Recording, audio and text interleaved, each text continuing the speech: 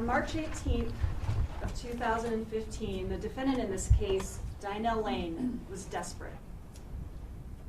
For the year beforehand, she had been deceiving her friends, deceiving her family, into thinking that she was pregnant. She was obsessed with this pregnancy. She was going to have a baby boy, and she was going to name that baby boy James. On March 18th of 2015, she had to come up with a baby.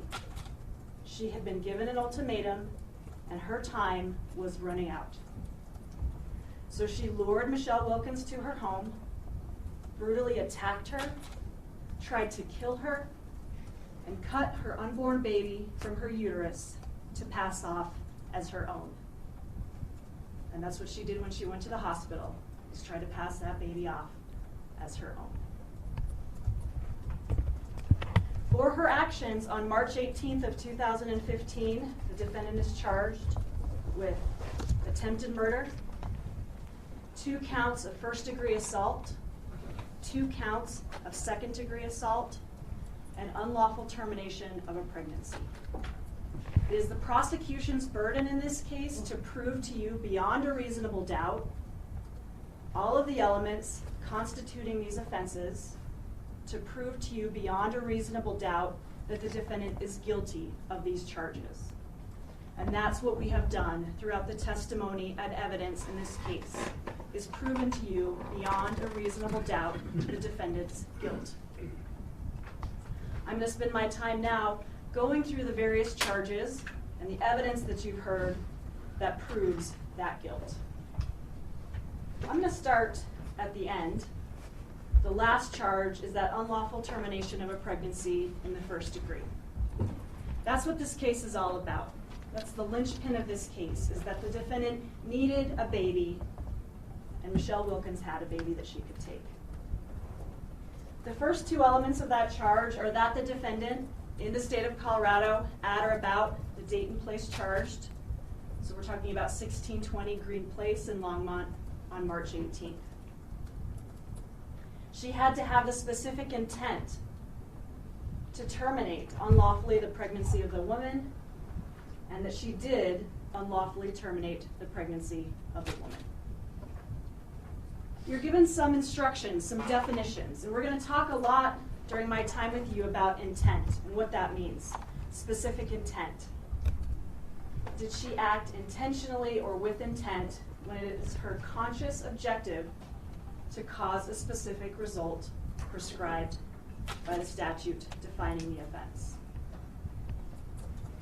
For this charge, you're given a definition of what pregnancy means. It's pretty obvious. Unlawful termination means that you do so without consent. It's not medically necessary, and you're given that definition of what that means. So let's go back to the elements of this charge. What you know in this case is that at the end of the day, March 18th, 2015, the defendant didn't care what happened to Michelle Wilkins. All that she cared about was getting a baby and having a baby to prove to David Ridley, to her family, that she had been pregnant. She took that baby without Michelle Wilkins' consent by brutally attacking her, by cutting her in her abdomen, and taking that baby out of Michelle Wilkins' uterus. That's the elements that you need to look at for this unlawful termination of a pregnancy. The next charge I want to talk to you about is assault in the first degree. And there's 2 counts of this for you. And on the verdict forms, it helps you distinguish between what the 2 counts are. But count number 2 is directed at Michelle Wilkins' throat area, and that she was assaulted with a hands, a knife, or a cutting instrument. Count number 3 is that the assault was to the abdomen by means of a knife or a cutting instrument. Assault in the first degree, again, the same 2 elements are the same. Again, she had to have that specific intent to cause serious bodily injury to another person, that she did cause serious bodily injury to that person, and that she did so by means of a deadly weapon.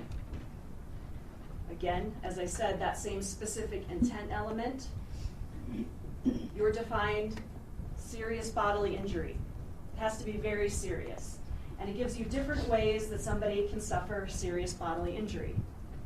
If you recall back to Dr. Berg's testimony last week, it was his expert opinion that Ms. Wilkins did have serious bodily injury by a substantial risk of death, a substantial risk of serious permanent disfigurement, and a substantial risk of protracted loss or impairment of the function of any part or organ of the body. You also defined deadly weapon. It can be a knife, a bludgeon, anything. Anything can be a deadly weapon. There's items in this courtroom that could be deadly weapons. What really matters for this definition of deadly weapon is that item used in a manner that is capable of producing death or serious bodily injury.